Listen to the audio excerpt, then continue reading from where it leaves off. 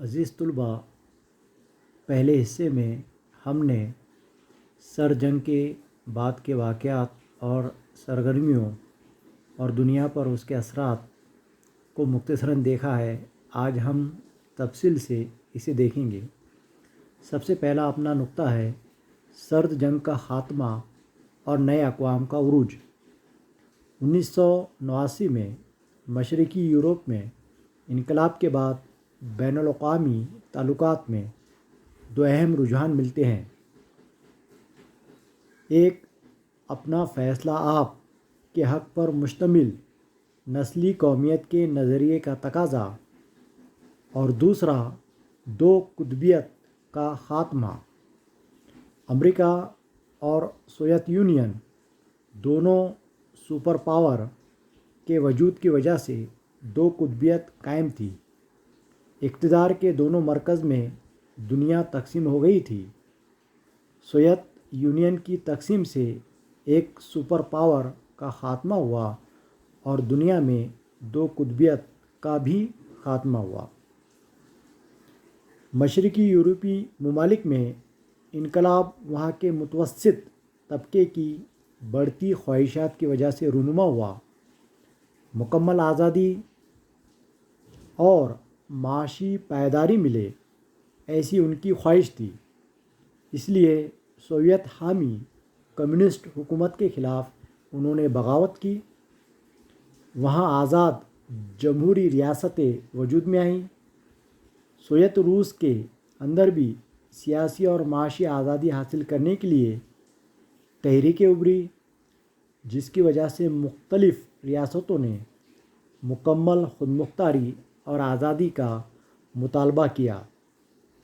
اس دوران مختلف علاقوں میں لوگوں میں نسلی انانیت مضبوط ہونے لگی، جس کی وجہ سے نسلی انانیت پر مشتمل آزاد ریاست کے قیام کی مانگیں ہونے لگیں۔ اس کی کچھ مثالیں ہیں جو میں آپ کو بتا رہا ہوں۔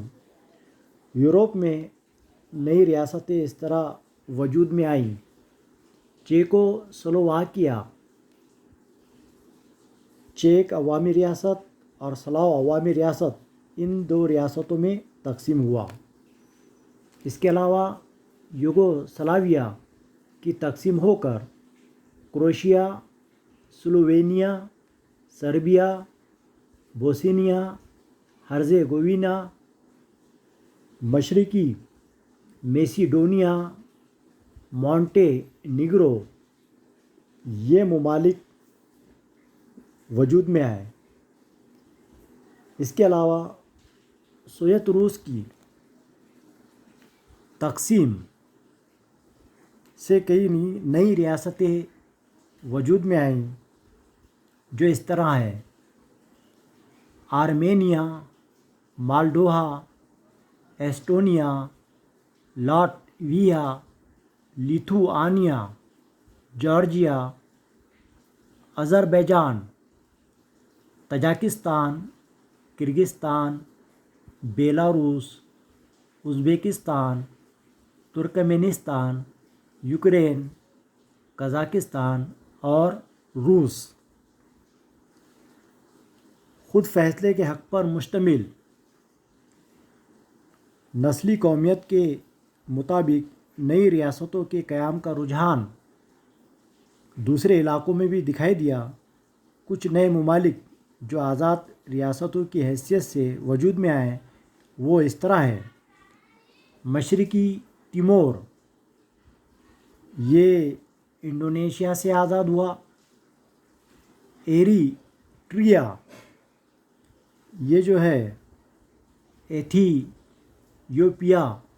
ایتھیوپیا سے آزاد ہوا۔ مشرقی جنوبی سوڈان سے آزاد ہوا۔ آج بھی نسلی قومیت پر مشتمل آزادی کی مانگیں ہو رہی ہیں جو کچھ اس طرح ہے: کیٹلونیا، اسپین سے اسے آزادی چاہیے۔ کوسوو، اسے سربیا سے آزادی چاہیے۔ یورپ کے کچھ ممالک نے کوسوو کو خود مختار ریاست بھی تسلیم کیا ہے۔ چیچینیا، اسے روس سے آزادی چاہیے۔ اس طرح سرد جنگ کے خاتمے کے بعد نئے اقوام کا عروج ہوا۔ اس کے بعد ہم دیکھتے ہیں دوسرا نقطہ، یک قطبی عالمی نظام کا عروج۔ 1990 میں عراق نے کویت پر حملہ کر کے کویت کے علاقے پر قبضہ کیا۔ اس کے اثرات دنیا میں نمایاں ہوئے۔ اقوام متحدہ نے اس معاملے میں مداخلت کی۔ عراق کے خلاف کارروائی میں امریکہ نے بین الاقوامی فوج کی قیادت کی۔ اس جنگ میں کویت کو عراق سے آزاد کروایا گیا۔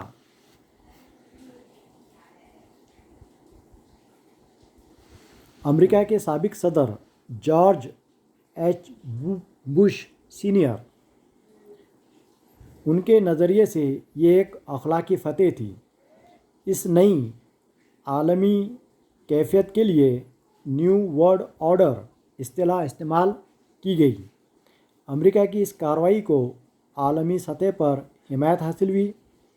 اس میں سوویت روس، چین، ناٹو میں شامل ممالک، اسرائیل اور عرب ممالک میں سعودی عرب بھی شامل تھا۔ اندرونی خلفشار بدامنی سے دوچار سوویت یونین کی تقسیم 1991 میں ہوئی۔ امریکہ کے سامنے فکری چیلنج باقی نہ رہا۔ وقت کے ساتھ ساتھ نیا عالمی نظام اصطلاح کے معنی قومی سلامتی سے جوڑ کر عالمی سطح پر امریکہ کی برتری اور نمائندگی کو سبھی کی منظوری ہے، اس طرح سے لیا گیا۔ امریکہ اب دنیا میں ایک مضبوط دیش بن کر ابھرا۔ امریکہ کی اس برتری کے پیچھے سیاسی و معاشی وجوہات تھی۔ سیاسی نقطہ نظر سے مشرقی یورپ کے کمیونسٹ حکومتوں نے امریکہ کی لبرل جمہوریت پر مشتمل طرز حکومت کو اپنایا۔ بہتر حکومت کی اصطلاح جمہوریت سے جوڑی گئی۔ معاشی میدان میں بھی بہت سے ممالک نے اشتراکی معاشی نظام کو چھوڑا۔